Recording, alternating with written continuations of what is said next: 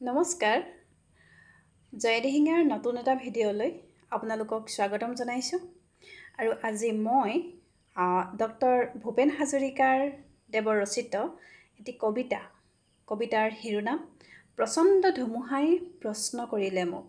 এই কবিতাটি আবৃত্তি কৰিবলৈ চেষ্টা কৰিছোঁ, আশা কৰোঁ ভাল পাব। প্ৰচণ্ড ধুমুহাই প্ৰশ্ন কৰিলে মোক, তোমাৰ প্ৰাপ্য কি কোৱা? মনৰ দুৱাৰ মেলি নিৰ্ভীকভাৱে ক'লোঁ, তোমাৰ শক্তিখিনি দিয়া।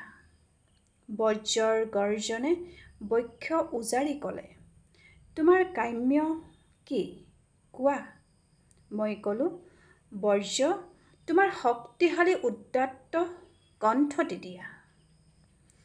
এদিন আকাশে ক'লে জনৈক গীতিকাৰে, অকণি আকাশ দেখো মাগে, তুমি কিয় আজি বাৰু কম্পিত কণ্ঠেৰে মাগিছা সৰ্বাকাশ সত্তা?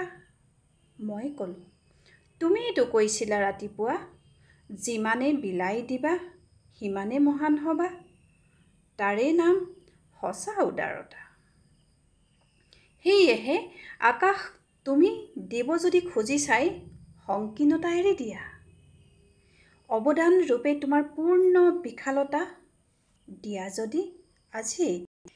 মহাকাশে দিলে মোক বিশাল দৃষ্টি আৰু ধুমুহাই প্ৰচণ্ড শক্তি। বজ্ৰই দিলে মোক উদাত্ত কণ্ঠ আৰু দিলে সাহসৰ যুক্তি। বজ্ৰৰ কণ্ঠেৰে ধুমুহাৰ শক্তিৰে গীত গাই কঁপাম দিগন্ত। দানৱৰ সমাজতো গাম মানৱৰ গীত, কলিজাৰ সঁচা সুৰ সিক্ত। মুৰ্মুষ মানৱক জীৱনৰ বিদ্যুৎ কিঞ্চিতো যদি দিব পাৰোঁ, আকাশ ধুমুহা আৰু বজ্ৰক তাৰ বাবে শতবাদ প্ৰণিপাত কৰোঁ। ধন্যবাদ।